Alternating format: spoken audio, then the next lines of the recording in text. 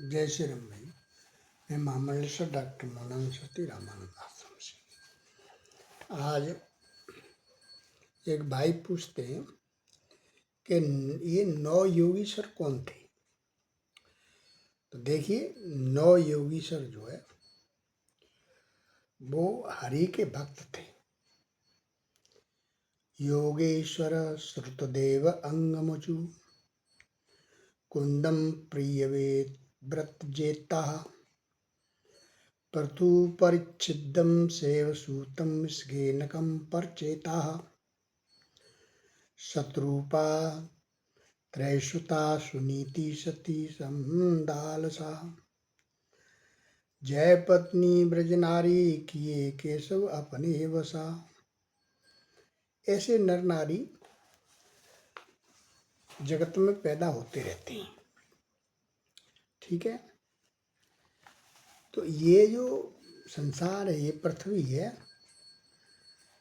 ये सृष्टि स्वयंभू मनु के द्वारा और शत्रुपा के द्वारा हुई थी।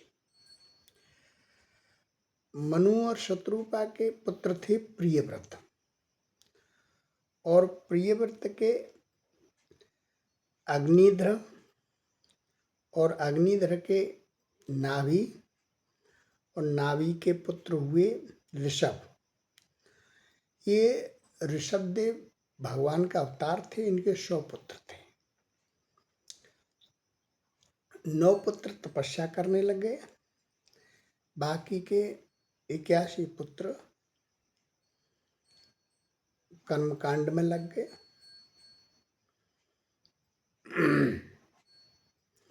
और शेष जो है उनकी सेवा में लग गए। तो ये जो 9 पुत्र थे तपस्या में जो लगे, यही केवल 9 योगेश्वर कहलाए। और उनका काम भगवान का भजन करना, जप करना, भ्रमण करना, आत्मा का अनुभव करना, बस यही इनके काम थे। ये जीवन मुक्त महात्मा थे 9 योगेश्वर पूरे।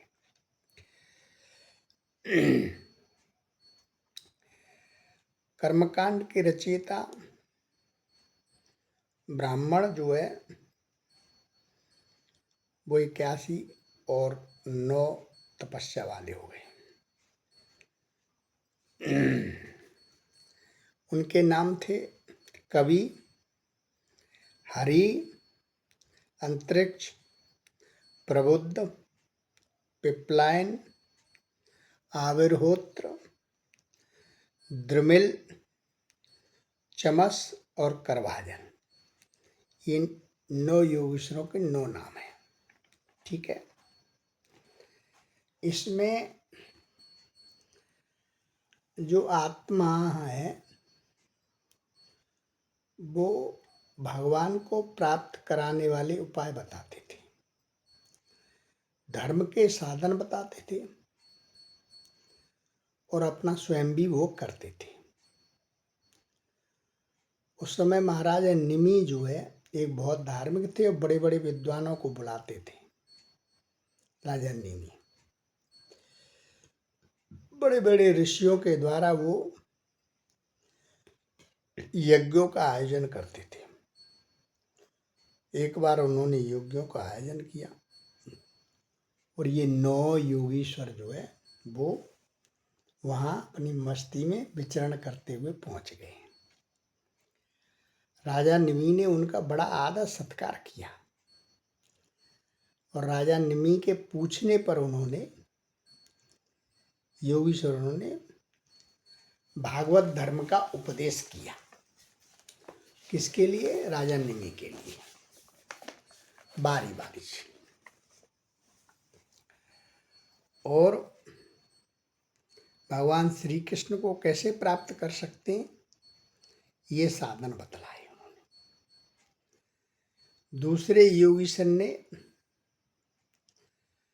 भागवत धर्म के लक्षण और उनका स्वभाव, उनके स्वरूप का वर्णन किया।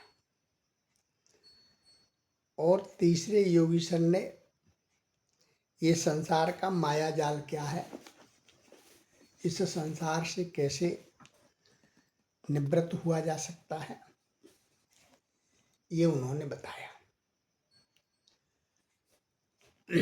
चौथे योगी सर ने माया का स्वरूप बताया। परमात्मन स्वभावे यह माया, ये परमात्मा का जो स्वभाव है वो ऐसे समझो यही प्रकृति है, यही संसार है, यही माया है। अब स्वभाव बदल नहीं सकता, ऐसे ही प्रकृति हमेशा रहती है, माया भी हमेशा रहती है। ये विनाशकारी और कल्याणकारी दो प्रकार की होती है। इससे कल्याण भी किया जा सकता है माया से। दृश्यते पश्यते कथ्यते अनया इति माया, जो दिखाई दे रहा है, बरत रहे हो, बोल रहे हो, सह रहे हो, व्यवहार कर रहे हो, ये सब माया है। इसके अलावा जो है वो परमात्मा है। अब इसका कार्य जो है वो अगले योगीश्वरों में से अगले ने बताया कि माया का कार्य है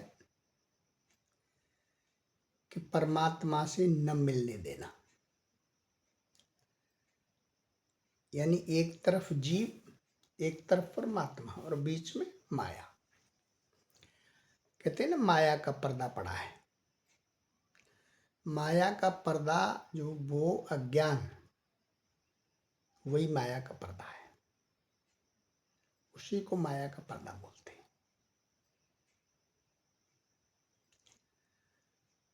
अगले योगीश्वर ने भगवान के तत्व को बताया।